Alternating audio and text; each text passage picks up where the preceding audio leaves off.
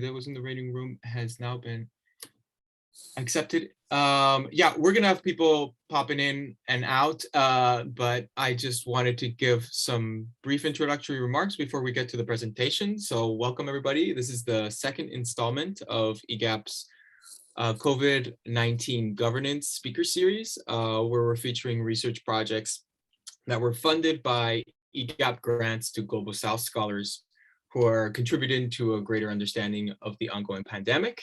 I'm Max Mendez-Beck. I'm the membership and meetings manager at EGAP, and I'm excited to have today two scholars who will be presenting their findings on research looking at ways to counter vaccine hesitancy in Pakistan and Kenya. So welcome Hina Khalid and Esther Owelle. Before we get started, a couple of housekeeping items. Everybody has the ability to unmute themselves, but please keep yourself muted during the presentation. If people accidentally unmute themselves, I also can mute you if that happens. If you have questions, please write them in the chat. We have 5 to 10 minutes after each presentation to take questions from the audience. So feel free to write your questions at any point in time and we'll get to them during that Q&A portion. This event is being recorded and we'll be publishing that recording on the EGAP website probably early next week. With that, I think we're ready to get started with the first presentation. So I want to present Hina Khalid, who is an associate fellow at the Institute of Development and Economic Alternatives. Her research centers around understanding how politics, institutions, and resource allocation shape health policy and health outcomes. She'll be presenting the preliminary results from her project, Public Trust and the Politics of Pakistan's COVID-19 Vaccination Program. This is a project that's co-authored with Ashley Fox, Chad Stecher, Amira Jadoon, and Ali Akram. So take it away, Hina. Great, thanks, Max. Okay.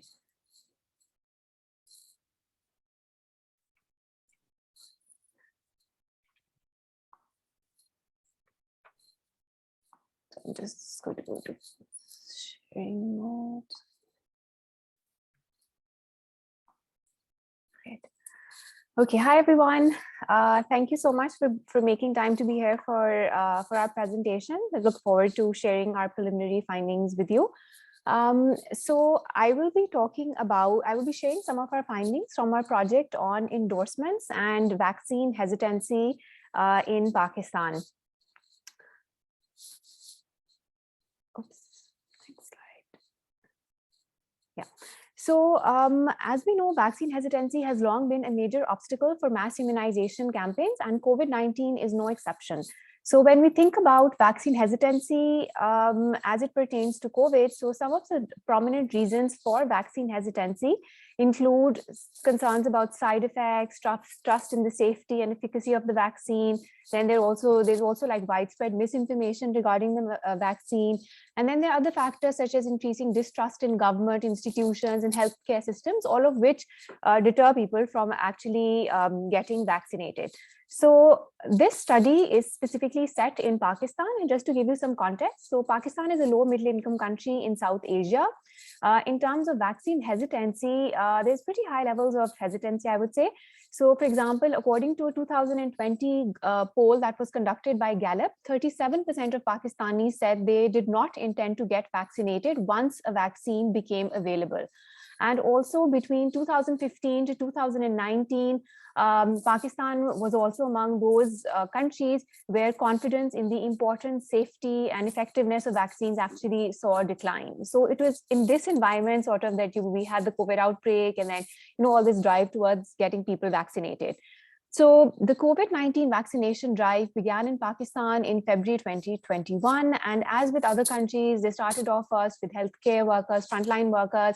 They moved on to senior citizens and gradually opening up to other citizens. And more recently now, they've opened up to children as well above a certain age. So as researchers, we were interested in understanding if endorsements can possibly accelerate COVID-19 vaccination uptake. And so globally, there's been research which suggests that there are mixed results as far as the impact of endorsements on encouraging certain types of behavior. So for example, so actually before that, endorsements essentially involve somebody such as a prominent political leader, religious leader, social leaders, or prominent personalities, even celebrities, expressing their intention to get vaccinated or are shown getting vaccinated. And then that's thought to encourage people to themselves get vaccinated. And research suggests mixed results on this front. So for example, there was recently a study in which Facebook was used in the context of the US, actually, where people from high and low intensity COVID zip codes were shown videos on Facebook around Thanksgiving and Christmas, where they were discouraged from traveling. And we do see differences in behavior and outcomes as well. But again, we were interested in studying this in the context of Pakistan. So the research question that we specifically answer is that do endorsements from a political leader, religious cleric, or doctors affect an individual's commitment to, number one, register for the COVID vaccine and their willingness to pay for it? So in terms of our research methodology, we conducted a randomized evaluation, and we collected our data by administering an in-person survey questionnaire between June 1st, 2021 and June 8th. So who was our study population? So who was our study sample? So we conducted the survey across 40 different Akhuat offices, which are 40 different neighborhoods. So Akhuat is a microfinance organization which works in Pakistan with the socially and economically marginalized segments of the population. So they have this whole eligibility criteria whereby they determine if an individual is in need of financial assistance to start up small businesses and all. So we actually aligned ourselves with Akhuat for two reasons. So firstly, we wanted to have a split between male and female respondents in our study sample, and that allowed us to do that.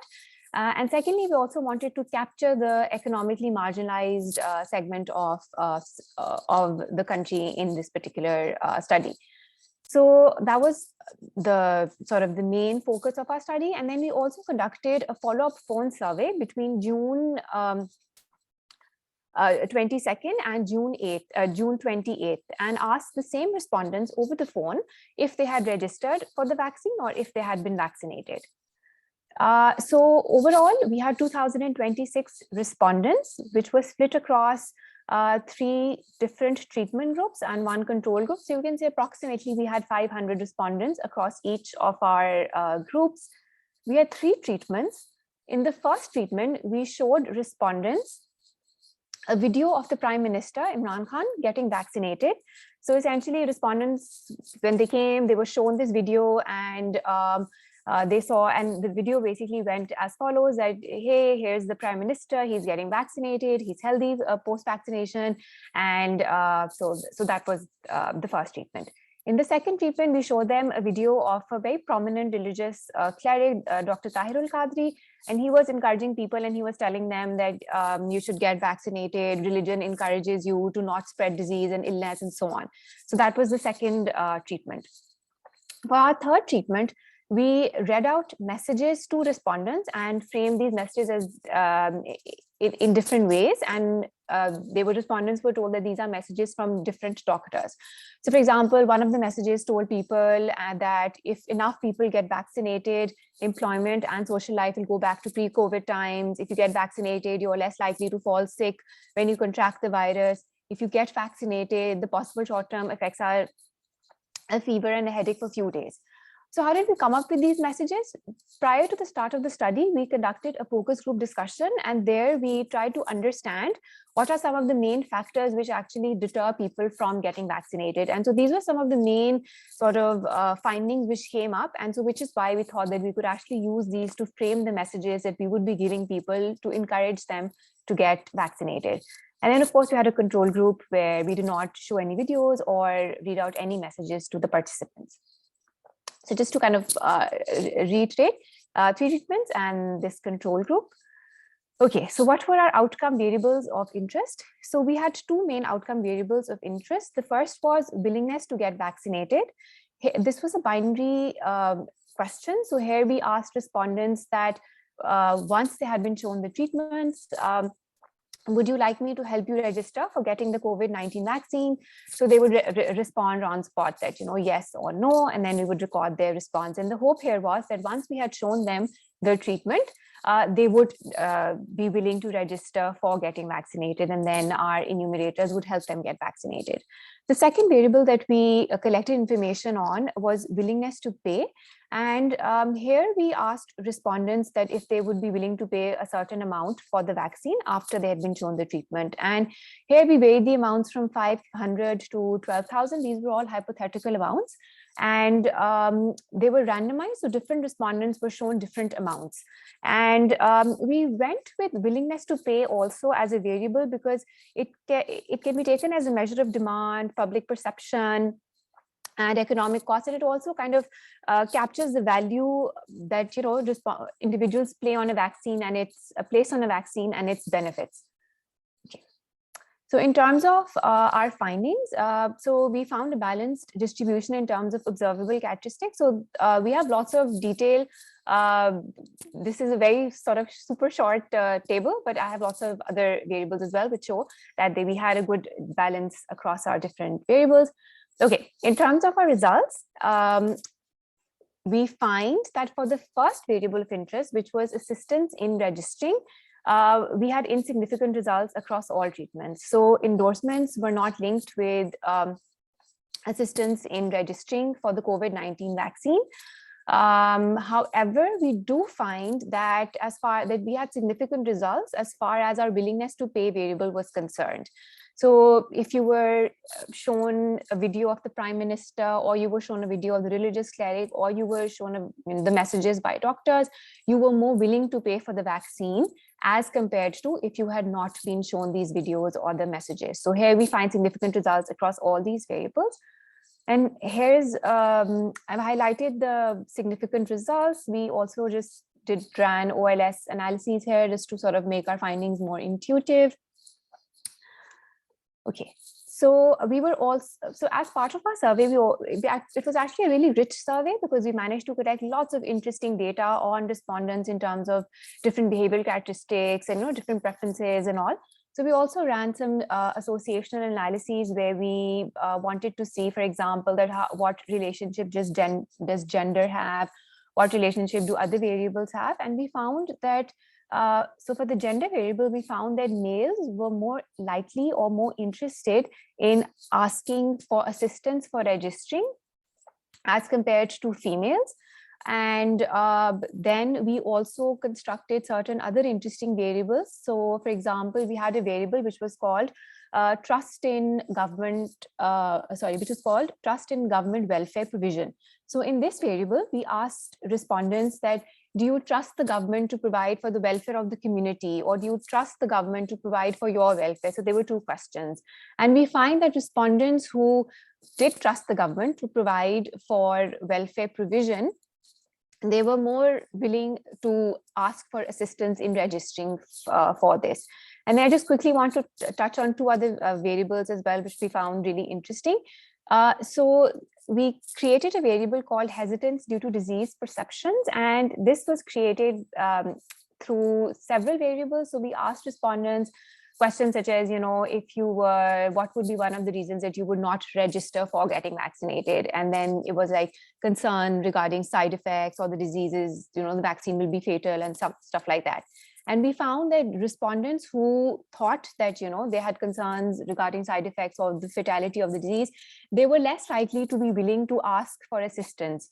Whereas this other variable where we have hesitance due to vaccine logistics, by logistics, we mean that, the price of the vaccine or distance to the health facility and also the reputation of the health facility provider. So respondents also had these concerns, but they were not the factor which were actually shaping that they would, be deterred from actually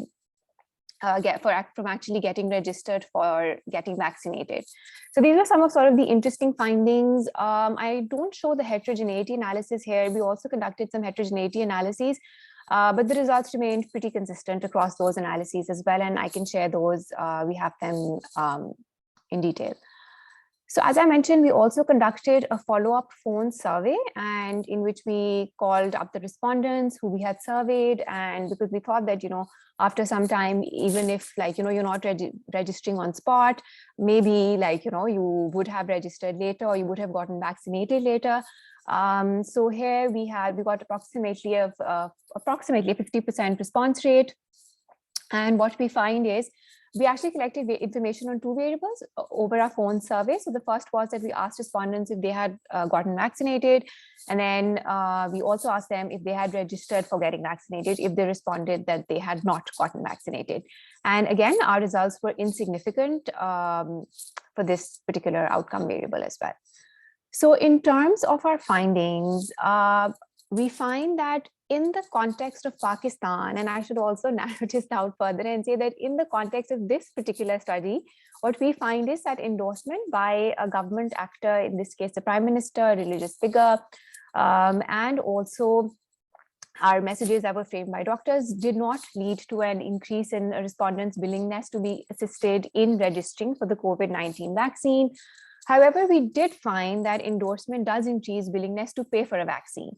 So we thought that this finding was really interesting and probably has to do with some behavioral connection that people make, maybe on immediate versus a deferred sort of outcome.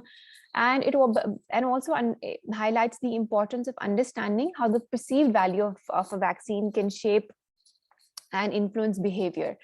And additionally, it also sort of makes one think that for resource-constrained settings such as Pakistan, there might be room for ensuring cost shifting to ensure greater coverage so that nobody gets left behind in that sense. And I also want to touch on a very interesting finding before I conclude this presentation, which was that, so previous research, it always highlights that religion is a very key determinant in shaping uptake, that one of the main factors why people may choose to not get vaccinated is because, they have religious concerns and anything. But here in our study, we find that only 10% of the participants identified religion as being one of the reasons for not getting vaccinated. So we thought that was really interesting in its own self. And in another study also later on, which we conducted for another thing, we had actually similar results as well, that religion is not standing out to be one of the main factors, which I think is especially interesting in the Pakistani context, where this seems to play an important role. So going forward, I think the main takeaway here is that endorsements in this particular study did not have the desired outcome as far as registering for the vaccine is concerned. And they also point towards the thing that vaccine hesitancy is more complex, and it varies really based on different settings in which we're operating. So that's all for me in terms of the presentation part. I'm very happy to take your questions and comments and also feedback as well. That would be very, very welcome. So thank you so much for attending this presentation. Thank you so much, Hina. We do have a few questions that came in the chat. I will actually allow folks to kind of unmute themselves and ask them. So I see we have a question about what the actual costs of getting vaccinated in Pakistan is. Sarah, you wanna ask your question there? Sure. I was just, thank you for this, first of all. It's super, super interesting and exciting work. So I had a question about how we could benchmark the measure against, the actual cost of getting vaccinated, if you had a sense of that at the time of fielding the survey. So actually, vaccination in Pakistan is free of cost. So you don't have to, if you're getting vaccinated through government facilities, you don't have to pay. Initially, when vaccination was opened up, it was being offered by a few private clinics as well, and there you could pay, like the cost was there you could pay, but here now, by and large, you don't have to pay for vaccination. It's free of cost. Yeah, but we chose this as a measure because we were interested in studying that if in the event you have to pay for the vaccine, what's the amount that you would be willing to pay? But right now you don't have to pay. It's free of cost. Yeah.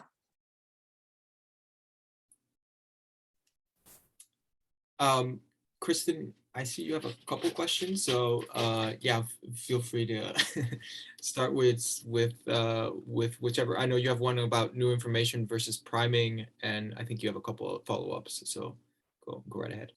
Oh yeah, I'll just ask the first question maybe.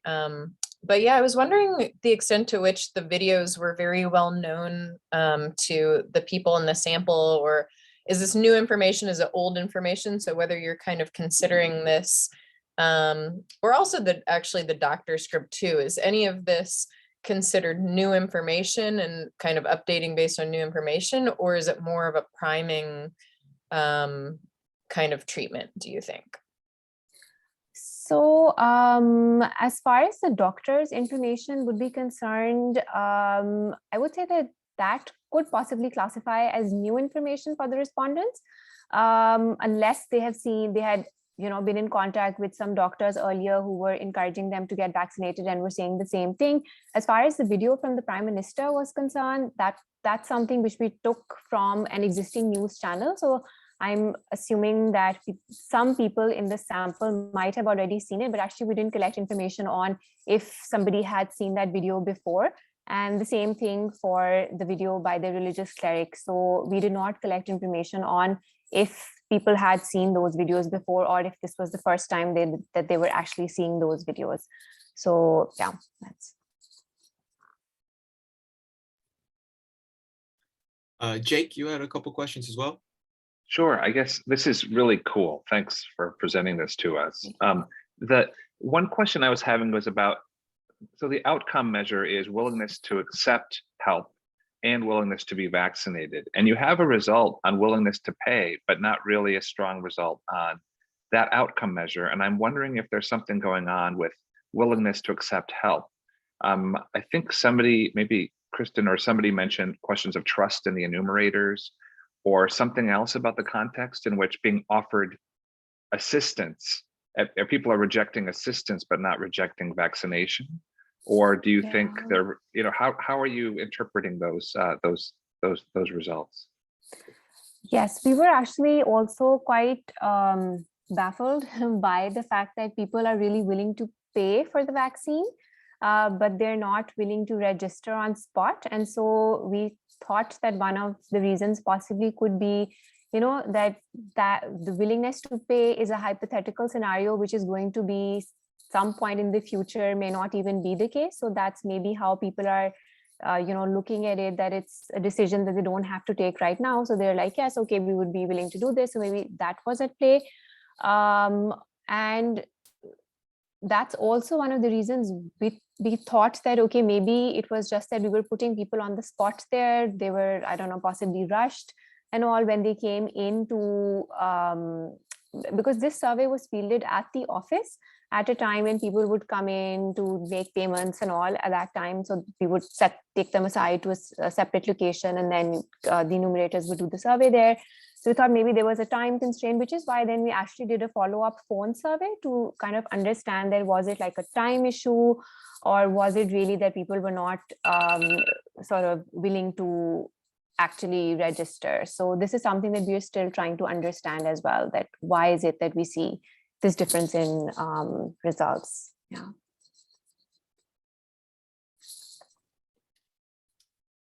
Great. Joseph, I see that you had a couple questions. I think the first one I don't think is addressed in the study regarding pregnancy and vaccines. And I think Hina did address your question about religious background there at the very end. Wendy Wong, I do see that you have a question, if you want to go ahead and ask it. Yes, and sorry if you covered this and I missed this. I just wanted to ask if you could go in more detail about how you elicited willingness to pay among those who are accepting, and whether among those hesitant, whether it would have made sense to think about their willingness to accept some sort of compensation to get a vaccine, especially if their constraints were related to logistics or financially related. Thanks. Thank you. Thanks for your question. So so in terms of how willingness to pay was elicited, I think that was the first part of your question.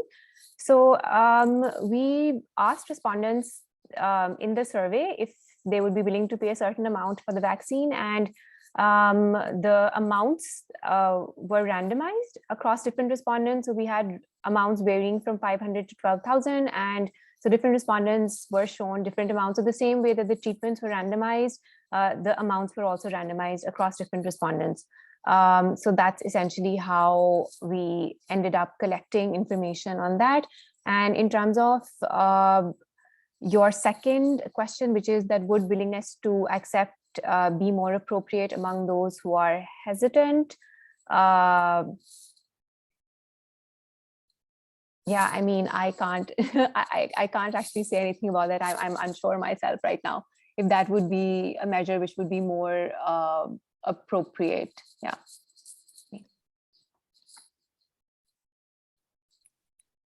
Great. We have about 4 minutes left. I want to give Esther the full half hour of this event as well. But we have about 4 minutes left before the half hour mark. So Kristen, I know you had a couple other questions. Are there any more that you would want to address? I see there's one about comparability across treatment messages, but go ahead. I'll let you ask which one you prefer. Thanks. Yeah, I was just wondering, I know that's always a struggle between getting a realistic treatment versus controlling the content of the treatment and then varying, the endorser, the source, et cetera. And I know you probably wanted to err on the side of having the realistic treatments. But I was wondering to what extent the content is similar across the treatments, and if you think that rather than, the endorser might be responsible for the different effects. So thanks, Kristen. That's a really good question. So could you, if you don't mind, could you elaborate a little bit on in terms of what you mean by if the content was similar across the different treatments? So I mean, yeah, and then I can definitely respond. Yeah, so I guess with the doctor one, it was kind of, various aspects of, the benefits of the vaccine versus the president one. I wasn't sure if it included that information plus showing the president get jabbed, or what the similar, Yeah, like the okay. content. Yeah. Yeah, so actually we did go back and forth on this. So because with the doctor one, what we tried to do was that we were interested not just in doctors saying something, but also that was more also with the intention that we want to see if different framing of messages actually motivates people to get vaccinated. So that sort of piece was driven more by this intention that we want to understand that if you frame messages in this way, how would that shape behavior? Because that's what we learned in the focus group discussions. And so we actually started off by looking for videos by doctors who were saying, might have, said something to the effect that, hey, get vaccinated and all, and also some messages to this tune. But we couldn't find anything. So then because we were interested in understanding framing effects as well, we actually went down with the script that we did. So yes, absolutely. So in terms of comparability with the first two videos, I think you're right in suggesting that this might be different because, yeah, it was. And this was shaped by our interest in using something that we had learned in the focus group discussions, which we thought might actually encourage people to get vaccinated. Yeah, thanks.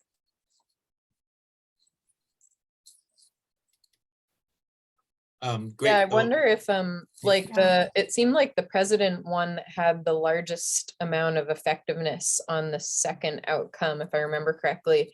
Maybe showing that he took it is sort of like a costly signal versus the other thing, which, is sort of just talking. I don't know, that's just one idea. Yeah. Was the religious figure one a video of the guy actually getting it or just talking about it?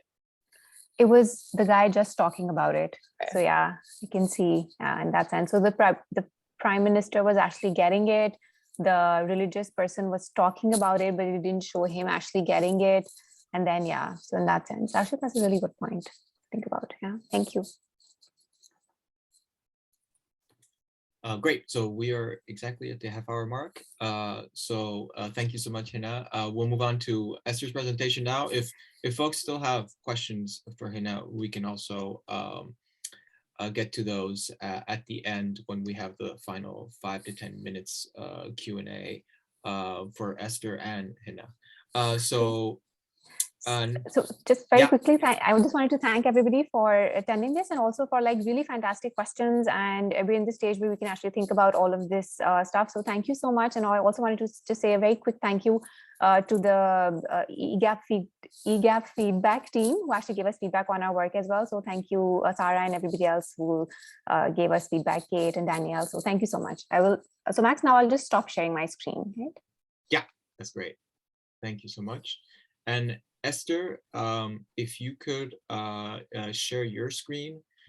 I know you were having some connection issues. I hope those have been resolved. But yeah, there I see you're able to connect your screen. Excellent. Esther Owelle is a research manager at the Busara Center for Behavioral Economics. She's been involved in numerous large-scale impact randomized evaluation studies in Kenya. She has a special interest in using evidence-based approaches and behavior change interventions to improve policies that have an impact on health. She will be presenting the preliminary results from her and Janet Langett's project, Effect of Source of Information on Compliance of Public Health Measures in Response to COVID-19. So take it away, Esther. Okay, yeah, thank you, Max, and thank you everyone for joining. So I'll be presenting my study on the effect of information on compliance of public health measures in response to COVID-19. And the public health compliance measure that of interest for this study is COVID-19 vaccines. So I also want to thank EGAP for their generous contribution to for this project through the grant that we received. Okay, yeah, so in this study, we did it in Kibera, which is one of the largest slums in Kenya. Just a minute.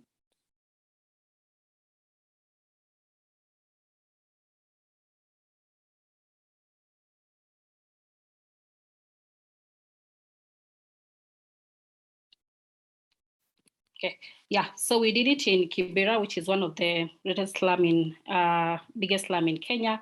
And basically, people living in informal settlements have a greater risk of being infected with COVID-19 due to some public health concerns such as lack of water, housing, soap, and even social distancing due to overcrowding. So this study, basically, that's what informed the study and why we were settled to work to do the study in Kibera. So it is important for policymakers to understand the context of the environment in slum areas from the communities themselves before imposing strategies. So context is very, very important. And that's one of the things that in various research that we've done, we've seen that context, just understanding the context from the community themselves is very important for you before even imposing strategies on them. So that's very important. And then even from previous studies that have been done, we see that trust in science and scientists had a likelihood to adherence to a set of guidelines by the public, and which is one of the outcome of interest in this study, that is trust. So we see adherence to public health measures is based on a number of things, and trust in both the content and the source of information is one of the things that is really important. And it's one of our outcome of interest, as I said, trust, and I'll talk more about that on the study. A little bit of context for this study. This study was conducted remotely via phone surveys among respondents in Kibera, which is the largest informal settlement in Kenya, as I said. So the reason why we did this study remotely was basically, via phone surveys, was basically due to the number of infections in Kenya at that time of the study. So we wanted to prevent any spread of COVID-19 to both the respondents and to both the research assistants that were doing the study. And respondents were recruited from Busara's center database. So Busara has a very rich of respondents. So in Kibera alone, we have like about 50,000 respondents. So we recruited these respondents from that database. And some context about vaccine rollout in Kenya. which like the first rollout was done in March 2021, and there was specific interest on frontline health workers, elders, and teachers. And our study was conducted within this time of the first phase, which the first phase was in March to August. Then we have the second phase from September to December, third phase from January to June 2022, which is currently ongoing. So the study was conducted from June 2021 to August 2021. So again, some context on the current vaccination rates in Kenya. So currently we have like about 10,600,000 people that have currently been vaccinated. And in the first dose, people that have received the first dose are about 6 million, and second dose 4 million. So this is 16.6% of people have been fully vaccinated. And the current target by the government is that by mid-2022, they want to target like at least 70% of the people. So we see that we have like a very big gap between people that have already been vaccinated as of January 2022 and the target where the government is looking at in mid-2022, that is in June. So I'll talk about the design. So the study design, we employed a randomized control trial, and we informed, like with participants consented to receive audios.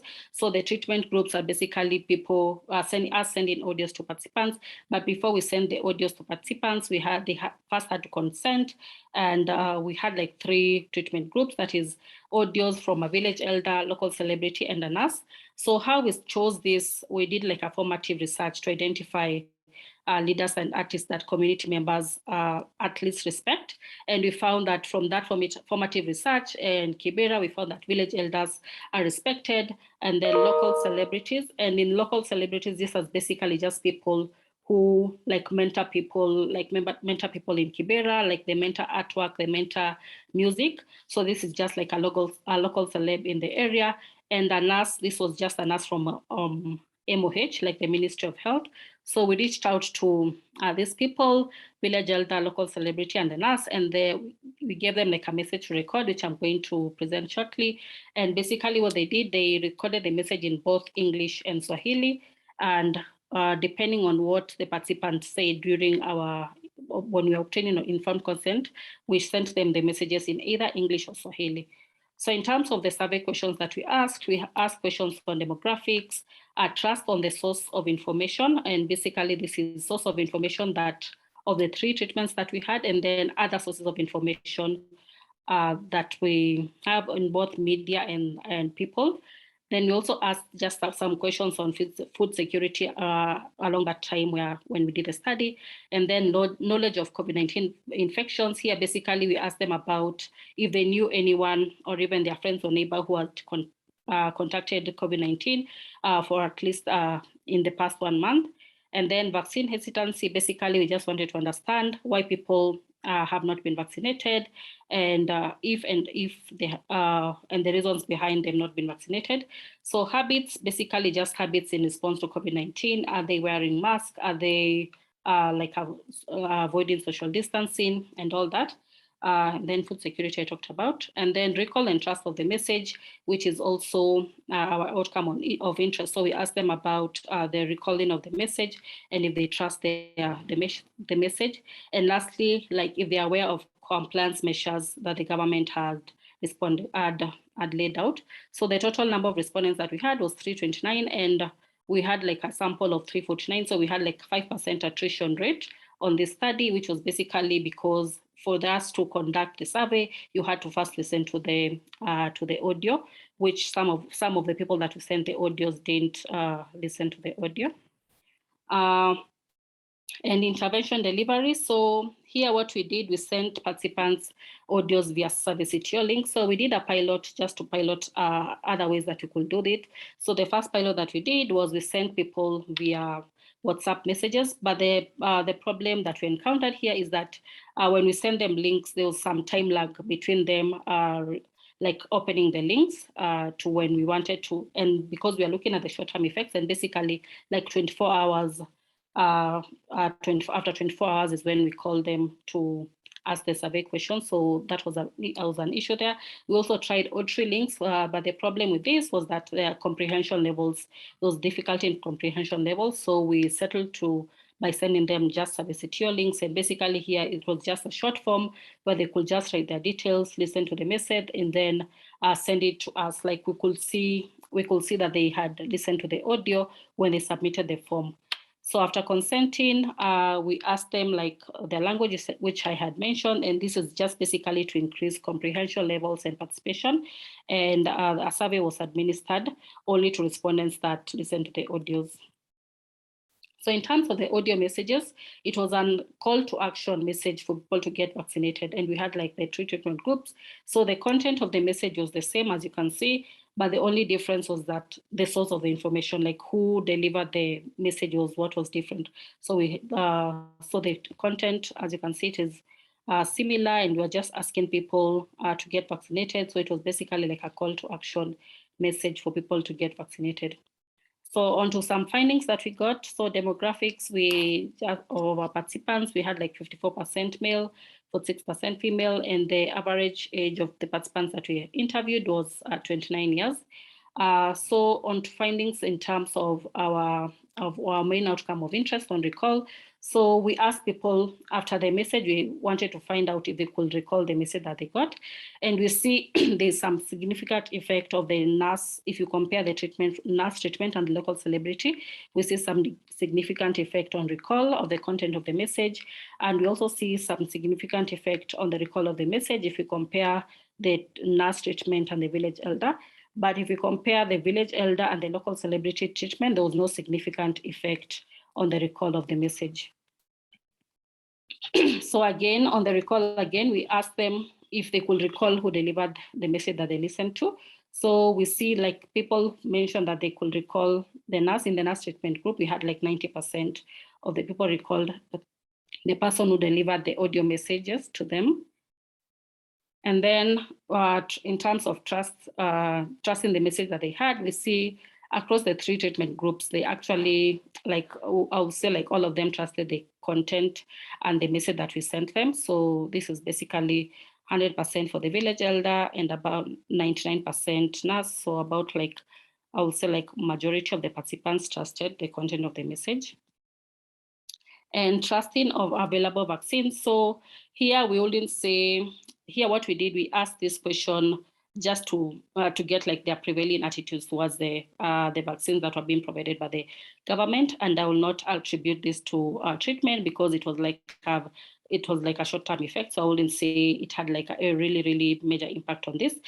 So we'll see that most of the people, like about 80% or more, trusted in terms of the vaccines that were being provided by the government, but we had a few people that did not trust this. And just to some additional findings and to like on the vaccines, I would say, okay, I'll say some additional findings on the information source in terms of the level of trust. So here we just ask people on a couple of sources of information, if they received if they received information related to COVID-19 vaccines from, here we had media, people, like what was their level on trust on this. And this is basically on a scale of 1 to 5. So we see who, radio, TV, we have like some people trust that. And we had like some little trust on our on the people, like on the, for instance, local celebrities, which was one of our interventions, and even village elders, if you compare to other sources of information that we mentioned. And just some questions on impact of the COVID vaccine. So we just asked them how COVID vaccine has impacted their lives at that time. And we see majority of them, they had like a negative impact on COVID-19, about 62%. And on vaccines, so somehow interesting here, like initially the respondents had mentioned that they trust the vaccines that are being offered by the government. But when we now ask them, like in terms of have they been vaccinated, we see like about 84% had not been vaccinated, and about 16%, about 16% had been vaccinated. So some of the reasons that they mentioned of them not being vaccinated were side effects. They fear the side effects of the vaccine.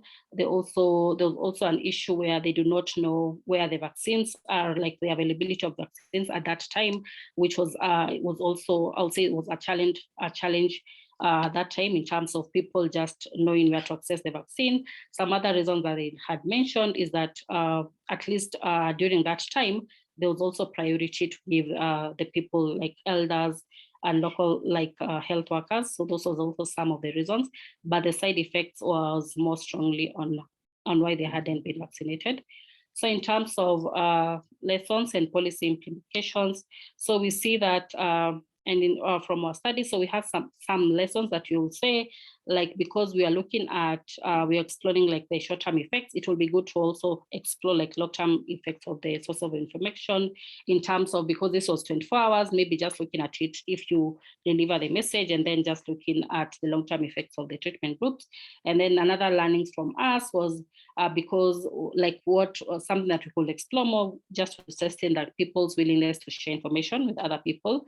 Like for instance, how many people will share the audio recording they received through their friends or family. So we did not explore this on this study. And in terms of policy implications, we see there is need to trust both the source and the content of the information being relayed for people to adhere to the laid out public health guidelines. And then, so sources of information goes hand in hand with misinformation. And we see this like in misinformation, how it had a negative effect on people in the study, where they said some myths and the effects of vaccines was some of the reasons why people had not been vaccinated. So there's also need to at least counter misinformation, which is through social media, which is very high through social media. So those are some of the lessons. And now I think I have like I'm on time. I'll just ask if there's any questions on this. I'll just welcome any questions. Thank you. Great, thanks, Esther. Yeah, feel free to write your questions in the chat, and I will call on you once you do that.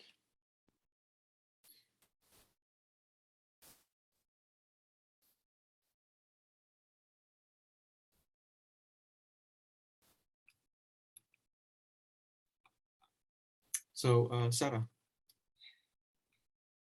Hi, Esther. Thank you for this presentation. It's really interesting. And I was fascinated by the difference in the rates of recall. And I was wondering if you had kind of any sense of why that might have been, if there was like a follow-up question or any kind of out of survey reason that people gave for recalling or not recalling a particular message. Okay, so thank you for that question, Sarah. So in terms of the recall, so what we did was basically we asked them the content, or if they could recall at least the content of the message, and we see at least in the nurse treatment, people could recall that message. And I will say it's basically, I will say it's due to the fact that currently the nurses are in the front line, like to try and advocate for vaccines. Like they are the ones who are trying to urge people to take the vaccines. So this, we could say that that treatment did well on that recall, just because they are the frontline people who are advocating for vaccines in currently, compared to other people that we had in the treatment groups.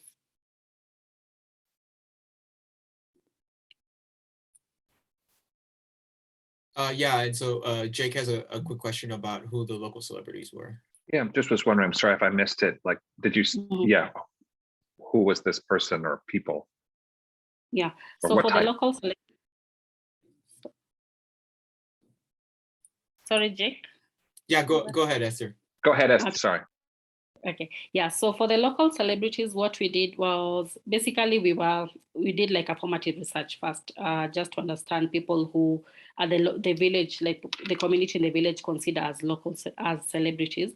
And these are basically people who mentor, like they mentor the people on the ground, they mentor them to like local artists, they mentor them to talents, they also like sing on the ground. So we just use them, I think that's the easy definition we'll say, like just people on the ground. And this was just someone who people know in terms of people who mentor people. They mentor the people on the ground, they mentor them in terms of artwork, in terms of music, in terms of this. So for this particular person, he was just a sort of like a musician who was like mentoring people in in Kibera. And Dan Posner, you had a question. Yeah, hi, Esther. This is really interesting. Thanks very much for the presentation. So I had a question. I basically wrote out the question and then suggested a possible answer in the chat. So I don't know if it's useful to go through it again. But first, I actually had another question for you, Esther, and maybe for the group. The endorsement was given via a certain medium, via an audio recording. And so this is a broader question about endorsement messages. Is there good research on the extent to which the endorsement is perceived as coming from the person giving the endorsement versus the organization that is actually delivering the endorsement to me? And how does that relative weighting of the organization that's delivering the message, in this case, the Basara Center, versus the endorser, change with the medium through which it's delivered? Is there any research on, I mean, you could imagine that if what the Basara Center did was actually bring the nurse, gather a group and bring the nurse and have the nurse give a live presentation, the balance would probably tip much more towards the nurse being the effective endorser rather than the Basara Center. But if the Basara Center, which the person knows has already recruited them in their database, is sending them a text message on their phone, probably identifying the message as coming from Basara, and then just including an audio clip, you might imagine that the balance is somewhat more in the direction of the Basara Center being seen as the endorser. So I guess a broad question is, for the group, is there any research on how that shakes out and how the medium through which the endorsement is delivered varies the weighting put on the organization versus the person giving the endorsement? And Esther, in your own project, where do you think this falls? And could some of the differences across the nurse and the celebrity and the village elder be due to the fact that all these messages are delivered on a common platform and that the platform itself is having some effect in shaping the way people respond to the message? Yeah, so I'll just respond in the context of my study and then just open it up to any other comments on the same. So at least for this study, we really tried to limit the Busara Center effect in terms of, at least where the only time where we mentioned Busara was at least at the consenting period. But when we are sending in the messages out, we just use a phone that number that we bought and a different phone. So the message wasn't coming out to us from Busara Center. So I'll say at least at that point, we tried to limit that. But it's interesting what you're saying, especially at a place like Kibera, people have so much trust with Busara, but they've worked in a couple of studies. So the effect will be probably, this is Busara, we are receiving these messages from Busara. We are going to get our compensation from Busara, through that. But at least for this study, it was more of, we really tried to limit that. And we only mentioned Busara, the consent where we said Esther from Busara, but other than that, we tried to limit that. But it's interesting, yeah, we'll see. I mean, let me just re-ask the question in a slightly different way. What's your hunch about differences you would find in the treatment effects if instead of delivering the message as you did, you convened meetings in which you brought the nurse, the village elder, the local celebrity up in front of a crowd of people, and in a live presentation, they made the same exact speech? I will say we might see high effects on that. Basically, normally when you have that interaction with someone in person, they are able to see that you're delivering the message. They could even ask, there are some follow-up questions that they could ask. So probably there will be more effect on that, as opposed to here where it is just an audio. You can't ask any question. You don't even see, for instance, we are saying this is a local celebrity, but you only identify them through their name, but not through their physical appearance. So I'll say if we consider that having that physical person, it might have high effects in terms of just delivering it in person, as opposed to them not putting a face to the person who is speaking, and probably not even even if you say a local celebrity, probably not all of them were able to identify the local celebrity through the voice and the name.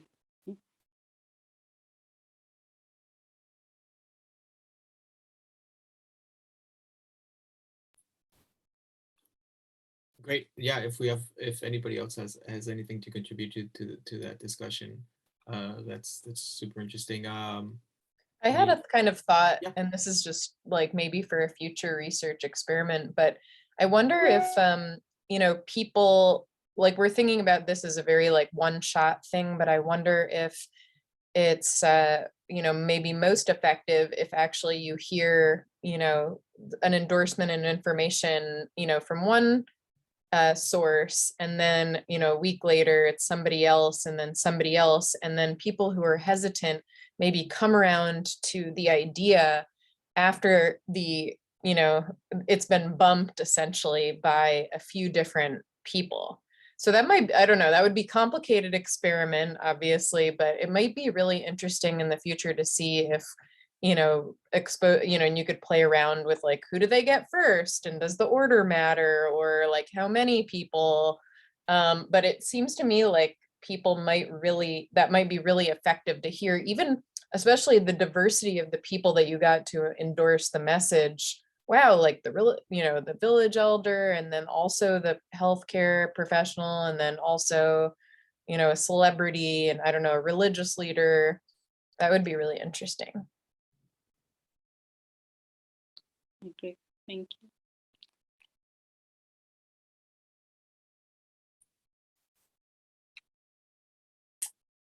We have about 4 minutes left. If anybody has any other questions for either. I guess Esther a or small follow-on to Kristen's point, which is really well taken. I mean, anytime you have an endorsement experiment or that style of intervention where you're giving a message and looking for its effect, you're only able to estimate the effect of a partial equilibrium, right? That message is one, as Kristen says, of many, many messages that people have received prior to that.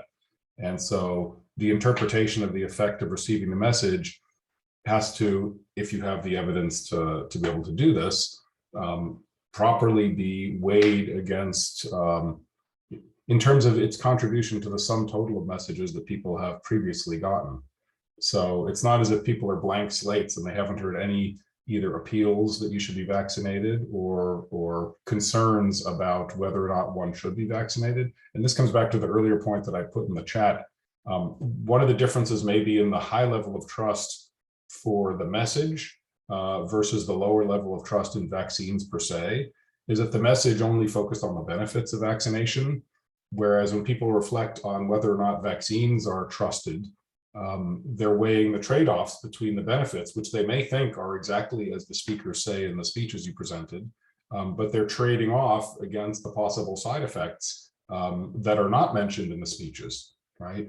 And so the trust in the vaccine is sort of the net of the pluses and the minuses on the ledger. Whereas when you ask how much do you trust the message, people might say, yeah, the positive side of the ledger, sure, I completely agree with that. But it's not a fair comparison because you're asking people how much they support or endorse an endorsement that only focuses on one side of the ledger, when the real quantity of interest is whether that changes the relative weighting of the positive and negative things that are out there. And really assessing that would require knowing what positive and negative messages they had previously been exposed to that are weighing on either side of that scale as they answer the question about vaccine trust in response to your endorsement treatment. I would just agree that the idea of measuring the context, the informational context of these people is fascinating and probably very important. I might also add that there's something about the social side of this context, I think, is becoming important. We've begun to ask some people questions like, how uncomfortable would you be to talk about information about vaccines at the table with your family? And so that gives us a sense not only of the message, like the sheer quantity and type of messages, but also what the messages mean to these people in their relationships with others.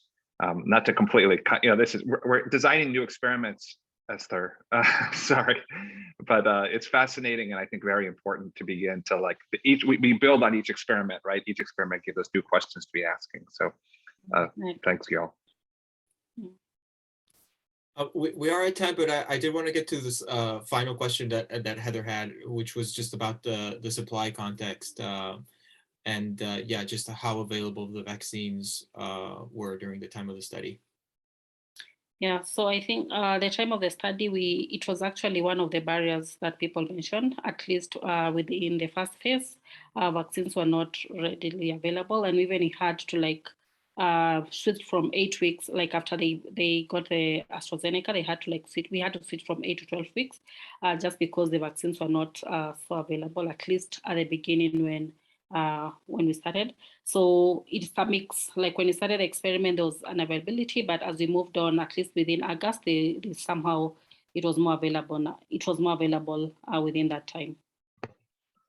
Cool, thank you. Yeah, I mean, I think the supply probably matters in and of itself. And then in terms of what people have been saying about thinking of people as not blank slates, they have information. And so one other thing is sort of how likely is it at that point that you know someone who's gotten it?